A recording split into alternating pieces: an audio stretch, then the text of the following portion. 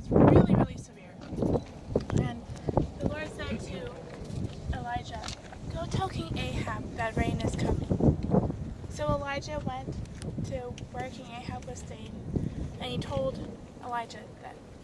Ahab that rain was coming. And once he got to Ahab's house, Ahab pointed at him and said, You are the one that sent this famine. How?" And Elijah said, "Me? No, not me. It's you.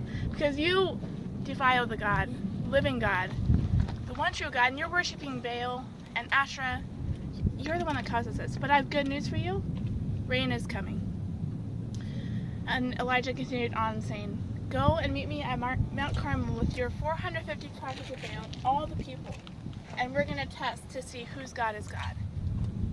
And so Ahab gathered his 450 prophets of Baal, and all the people of Israel, all over the place, went to Mount Carmel.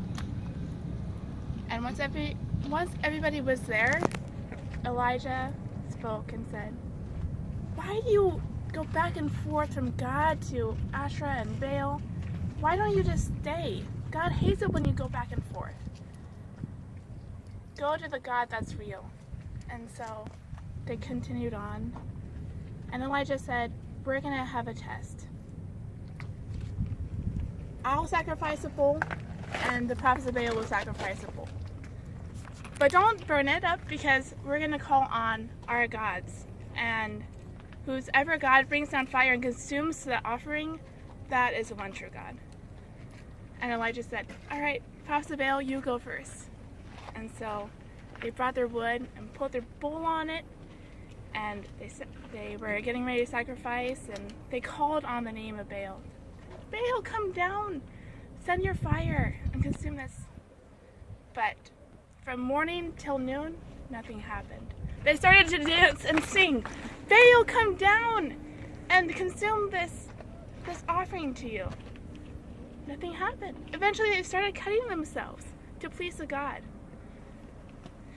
In the middle of all this, Elijah taunted them, saying, "Hey, maybe Baal, you should shout later, because Baal, he's deaf, or maybe he's using the bathroom, or maybe he's gone on vacation. You just gotta shout louder." And they did, but still nothing happened. Finally, Elijah said, "All right, it's my turn." So he put his wood down, and he actually made an altar. He took 12 stones to represent the 12 tribes of Israel. And he put that down, and he put his bull on, sacrificed the bull, got it all ready. And he asked the people to bring buckets of water. And so they brought a bucket, and he poured it on. He did this 3 times. He actually made a trench around his offering. And so as the water was poured, everything was drenched. Even the trench was full of water. They called on the name of the Lord, saying, "God, send down fire to consume this offering, so that the people may know that you are the one true God. Show your might to them, so that they may call on the name of the Lord." And immediately, fire came down and consumed everything. The rocks, the bowl, even the trench, the water in it, everything was dry. People fell down praising the Lord, saying, "You are the one true God. We will praise your name." But this did not end like this. Elijah called his servant and said, "Go capture all the prophets of Baal," because they started fleeing. They were afraid of the one true God. And so his servant captured all of them, and Elijah cut off their heads. Ugh.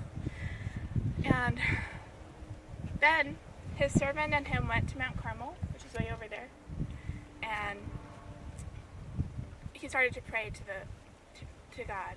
And he told his servant to go and look over to the sea to see if he could see anything, if he could see rain. And so the servant went over and looked toward the sea, and he said, "I don't see anything." Elijah did it again. "Elijah, I still don't see anything. There's no rain coming." He did this 7 times, and eventually the servant looked over and appeared, and he saw a cloud the size of a man's hand. It was dark and was coming forward. It was getting larger and larger. And Elijah said, "Go, quick! Tell King Ahab that rain is coming."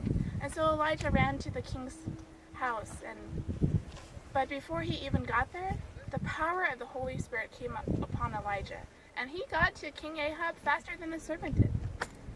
And rain came and the famine was over.